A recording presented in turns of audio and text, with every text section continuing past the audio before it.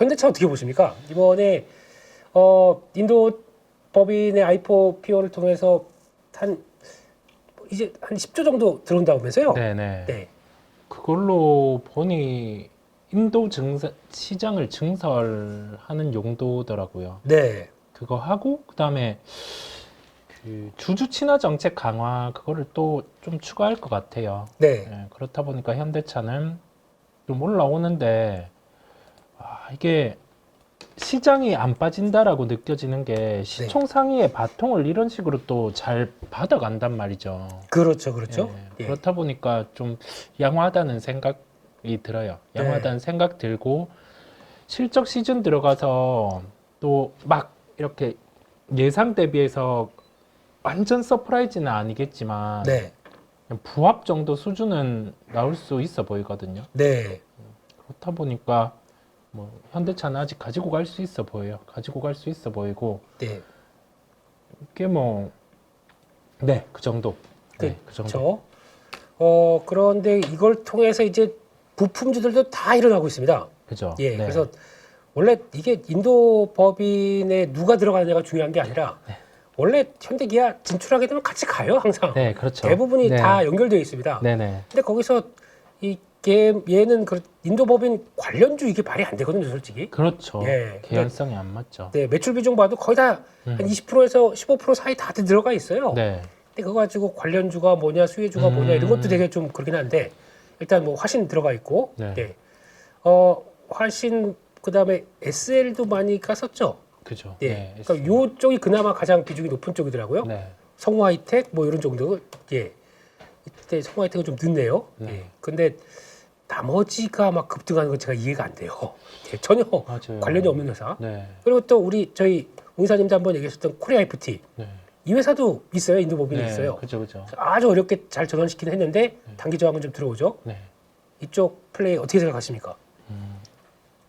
제 기준에서 생각하는 건 네. 지금 시장이 매체들이 많아졌어요. 매체들이 많다 보니까 네. 어떤 관련주라고 해서 이 매체에서 얘기를 하면 많은 분들이 보는 거죠. 네. 많은 분들이 보고 이렇게 접근을 하고 뭐 매수를 했다가 몰리기도 하고 수익을 보기도 한데 네. 지금 더욱 더 필요한 거는 기준이 명확하게 필요해요. 기준. 네. 자동차 부품이나 자동차 같은 경우는 저는 자동차 같은 경우는 사이클 네. 이것도 사이클이 있는데 네. 가격대 들어왔을 때 특정 가격대 뭐 PBR 하단 네. 아니면은 시장이 시가총액 동반 빠졌을 때 낙폭과대 이런 쪽으로는 전 가능하다 생각 들어요. 예. 근데 지금 이 사이클이 막 변압기나 이런 것처럼 네. 슈퍼 사이클은 아니거든요.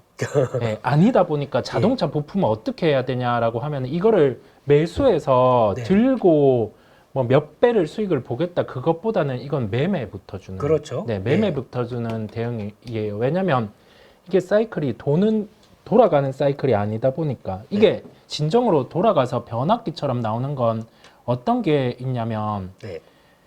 어느 시장의 점유율을 계속 빨아오는 거예요. 네. 현대기아차 지금 미국이 11%잖아요. 예. 이게 20%막 이렇게 증가하는 걸 보여주면 그때는 부품주 중에 막 몇 배 나는 게 있고요. 네. 그 다음에 K5가 처음에 출시됐을 때 예. K 시리즈가 예. 그때 이제 막 판매되는 게 국내, 해외, 미국에서 막 이렇게 판매가 되는 걸 보여주면서 네. 영업이익이 때 한 30%가 늘었어요. 그렇죠. 예, 예. 그런 게 있을 때 부품이 쫙 올라가거든요. 예. 예, 그렇다 보니까 그 시세는 날 수 있는데 우리가 지금 생각해야 될 거는 이게 큰 사이클 같은 경우를 좀 같이 생각해 볼 필요가 있어요. 과거 어떤 식으로 흘러왔고 이게 지금은 이 업종의 주가 가치가 어느 정도인지 그 부분까지 좀 고민하게 되는 부분을 자동차 부품이 보여주고 있습니다. 네, 그렇습니다. 저는 그래요. 네. 대한민국 증시 보면서 네, 부품주, 네, 이거에 대한 재고는 좀 필요하다고 생각합니다. 저희가 항상 솔직히 매매 오래 하신 분들은 네, 좀 이렇게 주식 치시는 분들은 부품주 안 좋아해요. 그렇죠. 네, 네, 얘네가 무슨 결정력이 있습니까? 거기서 네. 하라면 하고. 네, 그러니까 이번에도 똑같아요. 만약에 이번에 현대차가 그 차익으로 인해서 상장 차익으로 해서 이만큼 벌었어요. 네. 그럼 솔직히 얘들한테 무슨 수혜를 받을까요? 그쵸, 그쵸. 그뭐 네. 자기네 이제 증설하고 라인 쭉 끌어가긴 하겠는데 이러다 보니까 니네도 같이 뭘 해라고 할 정도로 그런 건 아니라고는 생각하고 있는데 저는 웅사님 의견에 전적으로 동의합니다. 네. 올라왔으면은 무리하지 마세요. 이쪽도로죠. 그래서 한번 만약에 그래도 일단 오늘 수익이 났으니까 절반은 정리하고 절반만 가지고 가서 흐름 보신다고 생각하시는 게 제일 좋을 것 같고 워낙 또 자금이 뭐 큰 게 상장 차익이 크게 들어온다라고 네. 하다 보니까 그에 따른 기대감은 있는데 그게 몰려서 나오는 거지. 네. 이게 실질적인 수혜다. 일단 모르겠고요. 두 네. 번째는 이번에 2분기 실적은 예상보다 못 나올 가능성이 높아요. 저 비용. 예. 네. 비용이 말씀해 주시는. 네. 예. 수출하는 쪽들은 운임이 올라갔습니다. 네네. 수출이다 보면 당연히 그러니까 지금 싸움은 그거예요. 수출이 잘 돼서 좋긴 좋은데 운임이 올라가서 그걸 얼마큼 상쇄할 것이냐. 그중 하나 부품 쪽도 영향을 끼친다고 생각합니다. 네네. 그래서 그것도 한번 체크하셔야 되기 때문에 아마 그렇게 일단 보시는 게 좋을 것 같습니다. 네, 그래서 일단은 트레이딩으로 올라갔을 때 또 챙기고 네. 나머지만 가지고 또 보시는 것도 더 여유롭지 않을까 이렇게 생각을 합니다. 네, 또 보다 보니까 방산주 얘기를 많이 하시더라고요. 그래서 저희 관점은 자동차 부품 쪽은 오늘 세긴 세지만 네. 네, 그냥 잘 또 챙길 거 챙기고 대응하시는 게 좋겠다는 흐름으로 말씀을 드리고요. 방산주 얘기를 하시는데 LIG 넥스원 강하다. 네. 네. 그리고 한화에어로스페이스 강하다. 방산주에 대한 오 이사님 의견은 어떻습니까? 또한 흘러가는 그대로입니다. 이게 뭐 어떤 타이밍이 되어서 방산주가 지금 갑자기 들어올리고 그런 게 아니라 네. 우리가 봐왔던 그대로로 흘러가고 있는 거예요. 네. 방산, 수주 아직 뭐 공백이 크지 않은 상황들, 그 다음에 뭐 현대로템 우선은 진행되던 부분을 받아간 거죠. 네. 이게 의미하는 바가 뭐냐면 네. 지금 해외 쪽에서 폴란드가 더 늘려달라 했죠. 수출입 예. 금액. 예. 예, 금액을 더 늘려달라라고 해서 또 뭔가를 진행하는 부분이 있죠. LIG 넥슨은 뭐 로봇 그런 부분까지 있다 보니까 그래서 이게 타이밍이 또 지금 시기에 맞아 떨어졌다 보니까 수급으로 방산 쪽으로 좀 들어간다라고 볼 수 있고 네. 지금은 매수에 대한 관심을 가질 때가 아니고 네. 보유하고 계신 분들은 보유를 하는 거고 네. 없으신 분들은 기다리는 거죠. 네. 기다려야죠. 네. 네. 기다려야 된다라는 말씀을 드려요. 주가는 이미 뜬 상황이다 보니까 그렇죠. 예, 예. 여기에서 어느 정도 상승을 보고 지금 들어갈 건가 네. 예, 그런 고민을 해보면 지금은 기다릴 때라는 말씀을 저는 드려봅니다. 그렇습니다. 이게 또 잊혀져 있다가 주가 고개를 들면은 사봐야 되나 이렇게 생각이 드실 텐데 일단 중요한 자리권에서만 따박따박 들어가야 될 것 같고 보다 보니까 한국항공우주도 자리 괜찮거든요. 이거 그죠? 네. 예, 이렇게 횡보하다가 옆으로 안 빠지고 버텨내고 여기서 거래 늘어나면은 제가 보기엔 위쪽입니다. 위쪽으로 갈 가능성이 높은데 중요한 거는 이럴 때 아유 뭐 저 8.15에서 얘기했으니까 그냥 사야지 그러지 마시고요. 항상 이런 자리들 있죠. 51,500원 여기가 중요한 지지권인데 그쪽에서 왔다 갔다 하다가 좀 어렵다가 이번에 처음 움직이고 오늘은 거래가 좀 늘어날 거 아닙니까? 그런 쪽에서 고개를 들었다라고 하게 되면 일단 뭐 저항권 하나 설정해 놓고 거기다가 51,500원은 이거는 손절가죠.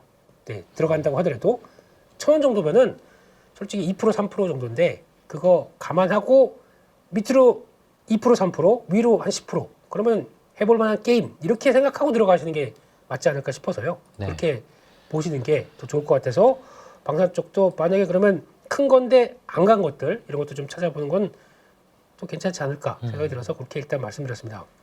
그것도 한번 보셨으면 좋겠고 또 질문 많이 하시는 게 에코프로 BM 에코프로는 오늘 없고 에코프로 BM 이거를 어떻게 해야 되냐라는 질문이 많으신 것 같습니다.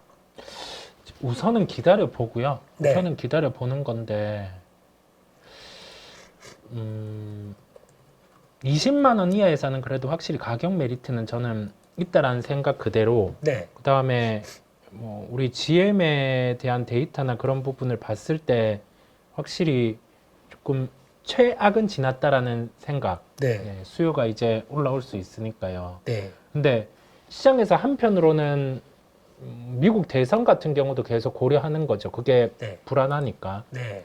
그 영향을 받는다라고 생각이 들고요. 네. 우선은 보유를 하고 예. 20만 원 이하에서는 보유는 명확합니다. 예, 명확하다라는 생각이 들고 20만 원 이상 왔을 때 다시 고민을 해보죠. 네. 예, 다시 고민을 해보는데 뭐 돌을 맞을 수도 있는데요. 네. 저는 신규 매수는 안 할 것 같아요, 우선. 네. 지금 그러니까 이쪽이 계속 이제 트레이딩 관점으로 봐야 될 이유가 네. 지난번에도 한번 이 얘기 들었었는데 밑으로 갔다가 이렇게 해서 여기만 닿으면 산다고 제가 말씀드렸습니다. 근데 안 들어왔어요. 네. 근데 여기까지 들어와서 여기까지 뚝 들어왔다 그러면 이게 지금 보셔도 아시겠지만 저항이지 않습니까? 이때랑 똑같아요, 지금요. 거기서 이렇게 쭉 내려가고 있다 그러면 이게 제대로 추세 전환을 하는 게 아니지 않습니까? 그렇죠. 네. 중요한 구간을 안착을 못했어요. 그렇죠. 그렇게 되면 일단 여기가 또 지지가 돼야 돼요. 이렇게 되면 여기가 어제 종가가 지지가 돼야 되는데 그럴 만한 거래가 지금 안 보입니다. 그러면 또 여기까지 벌려놔야 되겠죠. 일단은요. 네. 신규 매수는 하지 마세요, 지금요. 또 다시 가격 메리트 들어온다 그러면 네, 그때 네. 대응하시는 게 맞을 것 같고. 네네. 네, 그래서 이런 거는 극한의 자리에 들어가는 게 제일 좋거든요. 역배열 상태의 종목은. 그죠. 네, 그래서 뭐 그런 때에서 트레이딩을 한다라고 하더라도 저항대와 그리고 또 밑에서 좀 나오는 변화 이건 좀 보시면서 네, 일단은 그렇게 좀 아프지만 그렇게 보셔야 될 것 같고 또 같이 비슷하게 LNF도 문의하시더라고요. 아, 네, 이건 어떻게 보십니까? LNF도 좀 비슷합니다. 네, 지금 흐름이 비슷하고 이것도 말씀해주신 그런 대응을 열어둘게요. 예, 밀려서 좀 이렇게 밴드 하단 쪽, 그러니까 기술적인 부분 짚어주신 그렇게 들어올 때 네, 좀 보는 걸로, 예, 그렇게 들어올 때 보는 걸로 말씀을 드립니다. 그 다음에 네, 아마 수요에 대한 부분 데이터로는 지금 확실히 올라와요. 예, 예, 데이터로는 확실히 올라오는데 네, 8월 8일쯤 네. 이때 로보택시 이제 나오잖아요. 아, 예, 예. 그때가 변곡이 될 수도 있어 보여요. 음. 된다라고 확신은 안 합니다. 예, 예. 저 연준의 한국화 네. 데이터 의존, 네, 2차 전지 데이터 의존하겠습니다. 데이터 의존에 따라서 테슬라 하는 거에 따라서 네, 예. 테슬라나 뭐 그 이전에 또 누가 뭔가를 내놓든 네, 수요의 방향에 의존하겠습니다. 알겠습니다. 그래서 일단은 지금 딱 여기서 턴해도 뭐라고 할 수는 없는 자리긴 해요. 네. 네, 근데 지금 분위기로 지지할 만한 이거를 지지했다고 보는 거는 지금도 아니고 내일까지 가봐야 됩니다. 네, 그래서 며칠 더 걸릴 수 있습니다. 그래서 지금 가격은 들어왔어요. 근데 이런 때는 당연히 이것도 똑같죠. 좀 강했던 종목이다 보니까 여기까지 들어와서 저항대 부분까지 딱 들어가는 거 일단 이런 때 왔다 갔다 해서 안 빠지네 버티면 들어와서 여기 트레이딩 해볼 수 있습니다. 그러면 말 그대로 트레이딩이고 다시 내려온다 그러면 또 지지권 들어왔어요. 여기서 고민이 필요하죠. 들어갈지 말지. 근데 만약에 들어간다고 하더라도 지금은 제가 보기에는 보초병만 여기서 들어갔다가 그러니까 저라면 여기 들어갔다 여기서 팝니다 일단은. 그러니까 테슬라도 그냥 팔아버렸죠. 그래서 파는데 여기서 지금 고민은 잘 지지하느냐 요거를 네, 확인해야 되거든요. 네. 그래서 그거는 일단 숙제를 좀 남기고 보시는 게 맞지 않나 싶습니다. 여차하면 또 밀릴 수 있으니까요. 그래서 그거 한번 보고 대응을 업황이 강하면은 들어갑니다 그냥. 강하지 않다 보니까 고민이 좀 필요하다라는 쪽으로 일단 보고 넘어가겠습니다. DB 하이텍 문의를 하세요. 네. 네, 갑자기 오늘 급등했다. 그러면서 지금 한 서너 분께서 DB 하이텍에 대한 관심 많이 가져주시는 것 같은데, 네, 전략은 어떻습니까, 오 기자님? 바뀐 건 없고요. 네, 밸류업 계획 제조업 최초로 한다라고 해서 네, 예, 오늘은 반등이 나옵니다. 예, 네. 반등이 나오고 밸류업을 잘 해서 지금 뭐 보유하고 있는 현금 같은 경우로 네, 주주 친화 정책을 단행해 준다라고 하면 네, 감사죠. 네, 그때는 탈출. 네. 탈출. 이제는 탈출에 대한 부분을 열어두고요. 네. 그런데 만약에 이게 예상보다 아주 강하게 뭘 단행을 하는 거예요. 네, 그러면 한번 그 가능성을 빠르게 한번 볼게요. 네, 지금 여기 안내 공시를 했어요. 네, 3분기 중에 기업 가치 재고 계획 방안을 내놓겠다. 네, 그러면 가능성이 3분기 중 열려 있는 겁니다. 예, 주가가 올라오는데 이것까지는 확인을 할 수 있겠구나라는 생각이 들고요. 그러면 돈이 어느 정도 있는지를 한번 보는 거죠. 예. 최근에 단기 순이익 같은 경우가 한 분기에 400억 정도는 나와요. 네. 400억 정도는 나오는 상황이고요. 그다음에 기말 현금성 자산으로 봤을 때 1770억은 있거든요. 예. 1770억 정도 활용해서 뭔가를 하겠죠. 쓸 예. 수 있는 현금, 잉여금으로 넘겨서. 네. 예. 그러면은 지금 시총이 1조 9천억. 네. 자사주 매입을 할 수도 있어 보여요. 자사주 매입. 네. 네. 그러면 그때 그거 나왔을 때 이제 주주친화 뭔가 정책이 나왔을 때 네. 그때는 요거 탈출. 예. 탈출. 탈출. 왜? 네. 왜냐면 예. 실적이 늘 수 있는 요인이 좀 낮다 보니까 네. 제가 갖고 있다라고 하면은 그때 탈출합니다. 예. 네. 그러니까 지금 기대는 있는 거죠. 하도 소외되고 하다 보니까. 네, 저희 그렇죠. 장중에 나면서도 DBI 태그 이렇게 한가요? 이런 얘기 많이 들었었거든요. 네. 그러다가 오랜만에 번쩍 들었는데 일단 저항권이 1차가 46,000원대가 나가 있습니다. 46,000원대 부분이 있다 보니까 이걸로 지가 좀 잘 돌파가 돼야 여기까지 갈 텐데 거기까지 갈까요? 이걸 잘 모르겠어요. 지금 그렇죠. 네. 해봐야 쇼커버링 같거든요. 제가 느끼면. 그 정도죠. 그 네. 정도. 예. 그러면은 다음으로는 한 47,000원, 6,000원대가 만만치 않은 저항대인데 삼성전자도 못 가는데 음. 네. 이게 갈 수가 있을까라는 생각도 들고. 그래서 전자 이번에 네. 상속세 낮춰주면 아유. 네. 그런 얘기 잘 안 해야 되겠어요. 네. 네. 뭔가 네. 잘 지주사 형태 띠고 있는 것들이 잘 될 것 같은데 뭐 해줘야 보죠 뭐. 그것도 세금 관련된 쪽이니까 여야 합의 쪽인가요? 네, 아. 합의인 것 같아요. 대통령실에서는 카드 먼저 던져놨고요. 네. 이거 필요하다. 근데 필요하기는 해요. 그렇겠죠. 예, 상속세에 그런 식으로 가는 게 필요하다고 보이고요. 그게 되면 예, 지금 하반기장은 우리가 생각하는 것보다 불타오를 수는 있어 보입니다. 셀트리온도 왜 이렇게 한가요? 맞아요. 우선 셀트리온 자사주를 팔아서 뭔가를 할 거라서 예. 지금은 주가는 좀 쉬는 상황이에요. 시장의 기대는 합병, 그다음에 뭐 주주와 관련된 신화 정책이 추가로 나오는 부분이었어요. 네. 근데 자사주를 활용해서 저는 인수합병 같은 경우를 추진하겠다라고 해서 주가는 빠지고요. 박스권에 대한 부분을 열어둡니다. 네. 박스권. 네. 네. 저는 그러면 박스권이 어디가 지지가 될까요? 하단이 17만 원 중반 정도고요. 네. 상단은 한 20만 원 정도다 보니까 와, 요 정도에서 왔다 갔다. 네, 왔다 갔다로 보이고요. 네. 그러면서 지금 시장에서 생각하는 인수합병이나 그게 추진될 때 네.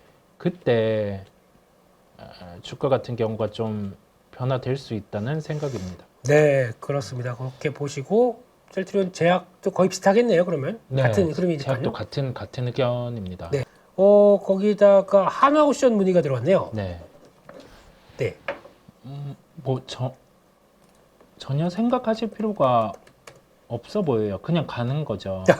가지고 가는 거고 네. 이게 오늘 리포트에도 일컬어졌는데 네. 시장에서 기다리는 하나의 부분은 미국의 그 정비 부분 네. MRO요? 예, 예. 그걸 가지고 오는 거랑 해외에 지금 인수 추진하는 부분이 있다 보니까 네. 그 진행에 차질은 없어요. 네. 그래서 여전히 가지고 가는 대응, 가지고 가는 대응을 열어두고 이게 스타일마다 다른 것 같아요. 저는 네. 보면 약간 공격적인 성향이 확실히 있는 것 같아요. 야, 예. 네, 맞습니다. 예. 제가 봐도 그렇습니다. 예. 공격적인 성향이 있고 그러다가 방어할 때는 아예 주식을 안 들고 간 적도 예. 있었거든요. 실제 뭐 운용이나 그런 걸 할 때도 네. 남들이 뭐라 하더라도 그냥 그런 경우도 있었거든요. 네. 근데 그게 필요한 게 자기한테 맞는 성향을 가지고 이렇게 갈 필요도 있는 것 같아요. 조선주로 얘기하면서 이 말씀을 드리는 이유가 네. 저는 조선주 잘 못해요. 아, 예. 저 밑에 만약에 그 지수 완전 깨지는 경우가 있잖아요. 네. 그런 게 왔을 때는 담아갈 수 있는데 저는 이게 이 사이클도 길고 하다 보니까 네. 저는 선호하지 않으나 좀 여유 있으신 네. 스타일 분들은 충분히 예, 가지고 가셔도 됩니다. 네, 그렇습니다. 그래서 뭐 삼성중공업도 문의하시는데 똑같습니다. 맞아요. 두선주는 네. 거의 비슷하다고 생각하고 있고, 근데 이슈가 조금 되는 게 하나옵션이 조금 더, 그러니까 제가 알기로는 하나옵션하고 HD 현대입니다. 이쪽에서 주축이 돼서 이것저것 이제 미국 쪽의 사업을 하려고 하더라고요. 그래서 그런데 그래도 HD 현대는 지주사니까 네. 아직 좀 변수가 많고, 그래서 하게 되면 하나옵션이 그런 이슈로는 딱 맞겠다 싶어가지고 이렇게 나간다는 거.